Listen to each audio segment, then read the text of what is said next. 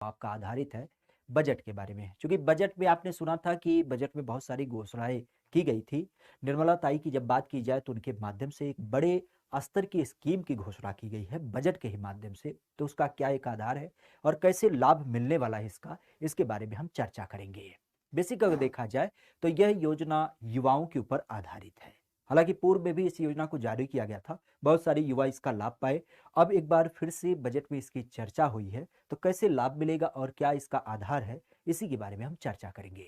महत्वपूर्ण ध्यान रखिएगा, युवाओं, खास करके बेरोजगार युवा, और उन बेरोजगार युवाओं को कैसे स्वरोजगार दिया जाए और स्वरोजगार देने की दशा में, क्योंकि आज सरकार के द्वारा इस बजट में इस एक पंक्ति को भी रेखांकित किया गया कि यह जो काल है वह युवाओं को आधारित करते हुए अमृत काल और साथ ही साथ युवाओं को अमृत पीढ़ी का भी दर्जा दिया गया। अब इस अमृत पीढ़ी में युवाओं को लेकर के क्या क्या बात की गई है तो आप भी जानते हैं। हमारे यहाँ पे सबसे पहला बिंदु प्रधानमंत्री कौशल विकास योजना 4.0 लॉन्च करने की बात चली है। इसके अलावा स्किल इंडिया को डिजिटल प्लेटफॉर्म दे जाने की बात चली है। साथ ही साथ हमारे यहाँ पे टूरिज्म कैसे बूस्ट किया जाए उसकी बात की चली है।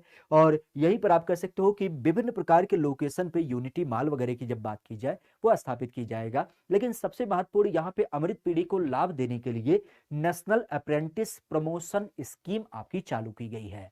ये स्कीम की जब बात की जाए तो बेसिक स्तर पे ये रखा गया कि जो भी युवा इस योजना का लाभ लेगा उसे स्टाइपेंड दिया जाएगा। स्टाइपेंड की धनराशि 7500 रुपये आपकी निर्धारित की गई है और आपका लक्ष्य रखा गया है कि करीब करीब 47 लाख युवाओं का इसको लाभ दिया जाएगा। तो आखिर 47 लाख युवा, इतने सारे युवा इसका लाभ पाएंगे तो आधार क्या है?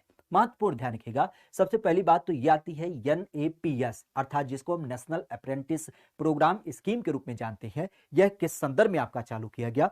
तो आप भी जानते हैं कि जब किसी एक कार्य को आप करते हैं, जैसा एक काम होता है अकुशल काम, अकुशल में क्या होता है, किसी विशेष प्रकार की योग्यता की जरूरत नहीं होती है।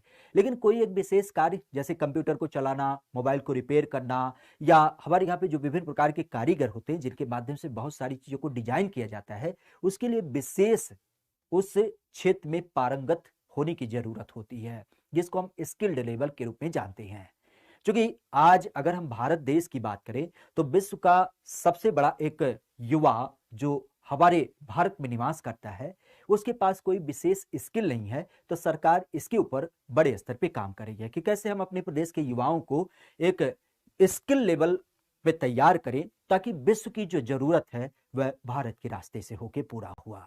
आज अगर जो इसकी बात की जाए तो इसको किसके माध्यम से, तो हमारे यहाँ पे आप भी जानते हैं एक संस्थान पड़ता है खास, जिसको हम कहते हैं किसके रूप में, ministry of skill development and entrepreneurship.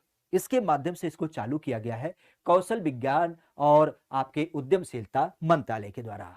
जैसा कि हमने बताया कि केंद्र सरकार के द्वारा पूर्व में भी इस योजना को चालू किया गया था, किस एक आधार पर, राष्ट्रीय कौशल मिशन के नाम से।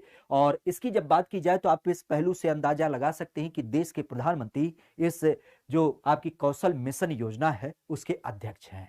वर्तमान अगर देखा जाए तो हमने जैसा कि चर्चा किया कि विश्व के सर्वाधिक युवा, कामकाजी युवा आज भारत में निवास करते हैं। तो इस वेबसाइट के माध्यम से बताया गया कि 65% युवा हमारे यहाँ पे निवास करते हैं, जो कामकाजी युवा हैं, जो काम की जरूरत रखते हैं। अब चूंकि सरकार सरकारी नौकरी तो सबको दे नहीं सकती है, लेकिन हाँ उसको इस योग्य बना सकती है कि वह खुद का अपना रोजगार चालू करे, उसको स्किल बना दे, ताकि स्किल बनाने के बाद वह रोजगार जो करेगा उसमें उसकी प्रोडक्टिविटी अच्छी हो जाएगी। इसी को लेकर के इसकी बात चली है। ध्यान रखिएगा, हमारे यहाँ पे जो मंत्री हैं धर्मेंद्र प्रधान, कौशल विकास और उद्यमशीलता मंत्रालय के, उन्हीं के अगुवाई में इसको 2015 में ही 15 जुलाई को चालू किया गया था कुशल भारत मिशन के अंतर्गत, स्किल इंडिया मिशन के अंतर्गत, आपने सुना भी होगा। और इसी की जब बात की जाए तो उसी के अंतर्गत 2016 में यह राष्ट्रीय शिक्षुता संवर्धन स्कीम अर्थात एनएपीएस को लागू किया गया था। एनएपीएस का मतलब क्या था? बहुत सारे युवा जो होते हैं वो बहुत सारी चीजों को सीखना चाहते हैं, लेकिन सबसे बड़ा मसला आता है पैसा। क्योंकि कोई भी व्यक्ति अगर किसी चीज को सीखना चाहता है तो उसमें फीस तो पेमेंट होता ही होता है, लेकिन उसके ऊपर बहुत सारी जिम्मेदारियां होने के साथ ही साथ अपने उस फीस भरपाई के साथ पठन सामग्री की भी जरूरत पड़ती है। आने जाने का खर्च लगता है, दिन भर जब वो पढ़ाई करता है तो उस दरमियान कुछ उसके जेब खर्च की बात होती है। तो इन्हीं सारी चीजों को लेकर के स्टाइपेंड देने की बात चली थी। और इस योजना को 2016 में ही आपका लागू किया गया था। ध्यान रखिएगा, ये कोई नौकरी नहीं है और यहां पर इस चीज को भी ध्यान रखिएगा कि ये लगातार आपको नहीं मिलने वाली योजना है, बल्कि इसका जो एक आधार होगा, जब तक आप किसी एक संस्थान में रह करके, चाहे वह आईटीआई हो, चाहे आपका कंप्यूटर सर्टिफिकेट कोर्स हो, या किसी संस्थान में रह करके जब तक, जिस ड्यूरेशन तक आप कोर्स करेंगे, तब तक यह आपको दिया जाएगा। इसका आधार होगा महीने के रूप में। अलग अलग पैटर्नों की जब बात की जाए तो 1500 रुपए से लेकर के 7500 रुपए इसमें आपको दिए जाएंगे। आधार जो चालू किया गया था, तो राष्ट्रीय शिक्षुता प्रोत्साहन योजना, क्योंकि बहुत सारे युवा इसमें आके सम्मिलित हों, उसके लिए इसको चालू किया गया था अगस्त 2016 में, जैसा कि हमने चर्चा किया।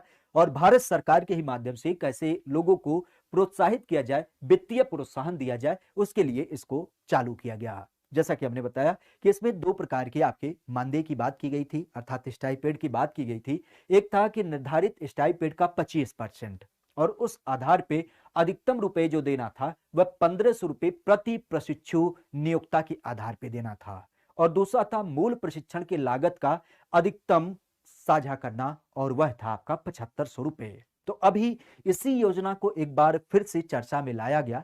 हालांकि अगर बात की जाए तो पूर्व के आंकड़े ये बताते हैं कि इसको जब लागू किया गया था तो उस टाइम पे हमारे प्रदेश के करीब करीब 7 लाख युवाओं को इसमें लाभ में मिला था। कितने लोगों को? 7 लाख से अधिक युवाओं को 2016 में जब इसको चालू किया गया था तो लाभ दिया गया था। लेकिन अभी बजट में इसकी एक बार फिर से चर्चा हुई है कि अब इस योजना का लाभ 47 लाख युवाओं को दिया जाएगा, ताकि वह अपना स्किल डेवलप करें और साथ ही साथ उनके परिवहन का खर्च, उनके आवास का खर्च, उनके आने जाने का खर्च और उनकी जरूरत की चीजें इसमें आपकी पूर्ति करी जाए। ध्यान रखिएगा, पुनः बार बार कहते हैं, यह कोई नौकरी नहीं है, बल्कि जब तक आप प्रशिक्षण प्राप्त करते हैं तो उस समय तक एक भत्ता के रूप में दिया जाएगा, जिसका पूरा बेसिक है 1500 से लेकर के 7500 रुपए, जो इस आधार पे आपको देख मिलेगा।